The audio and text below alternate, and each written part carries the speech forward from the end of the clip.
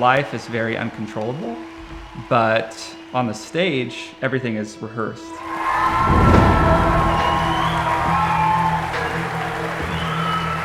And that brought a lot of delight to me in acting, because in a world with very little control, the stage becomes a place of power.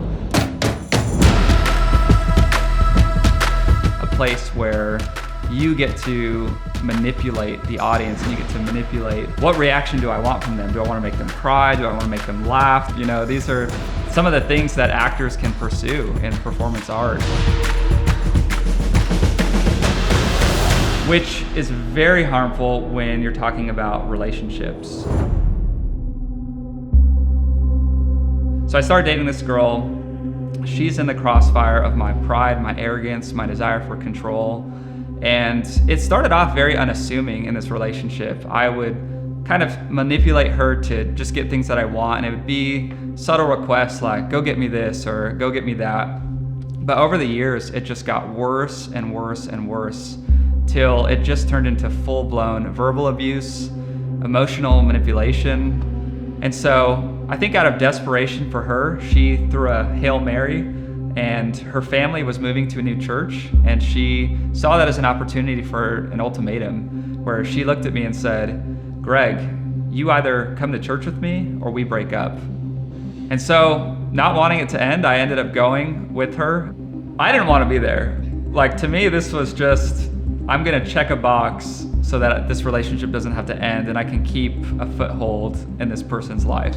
And then there came one night, I just went off the rails on my girlfriend. For no reason, I start yelling and cursing her out and screaming at the top of my lungs, and I'm throwing things against the wall. I'm hitting the wall. I'm being so violent with my words. I am tearing her down, calling her worthless, calling her every name in the book that I can think of. And I just remember her cowering, and she's on the floor and she's crying and she's crying and she's crying, and it seems like there's no end in sight until she screams at the top of her lungs, I feel broken.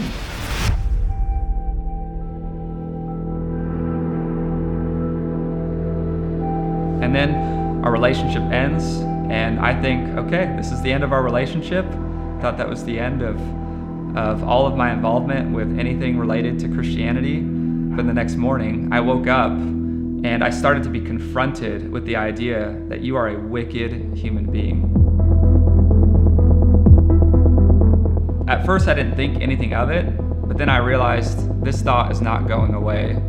It actually began to consume me on who I was as a human being. And my despair turned into depression. My depression turned into suicidal thoughts. I lost like 30 pounds. I couldn't eat, I couldn't sleep. When I would get up in the morning, I couldn't get out of bed. And so I became more desperate. And so then I signed up for anger management. I started going to counseling and therapy, and I was trying to find hope, and nothing was changing. I was coming to the end of myself, and I'm realizing I need to find goodness somewhere else, because I'm not gonna find it in myself, but I don't know where to find it.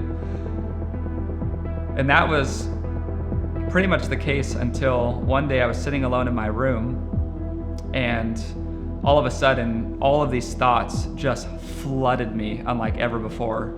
And I just became so disgusted with who I was.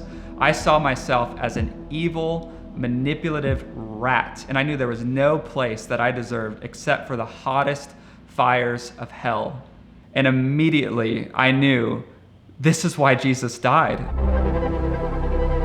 To take the wrath of God, the judgment that I deserve for my wickedness, on himself, and he rose from the dead, and I knew that because Jesus lives, I could live. And I immediately just fell on the floor crying, and I was crying out, oh God, I am so sorry for the way I've lived my life. Only you are good. I have no good in myself. You have to give me goodness, and you have to change my heart. I'm not getting off the floor until you do. What was so marvelous about that moment is that I got up from the floor hours later after sobbing my eyes out, and I knew that life was never going to be the same. That church that I once sat in as a stranger became my family. My tongue that was dedicated to profanity was now dedicated to preaching the gospel of Jesus Christ. Those pastors in my church where I got saved came alongside me.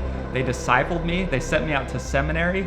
And now I serve alongside one of those pastors as the pastor of evangelism at Central Church in Collierville, Tennessee. God has been so gracious to me. He has given me the most incredible wife, Brianna Sukert, and other than my salvation, she is the greatest gift that God has ever given me. I even as I talk about these things that I did, this wickedness and this abuse, I look at that person and I'm like, that's not me anymore, because God has given me new life, and that's the gospel.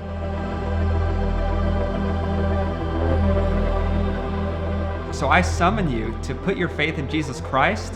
And if you're in the Collierville area, we would love to welcome you to Central Church, where we can come alongside you and love you with the love of Christ, the love that has been so radically poured out upon us. May you put your trust in Jesus Christ. May you join yourself with the people of God through a local church, and may you live out your created purpose to worship our great, holy, and triune God.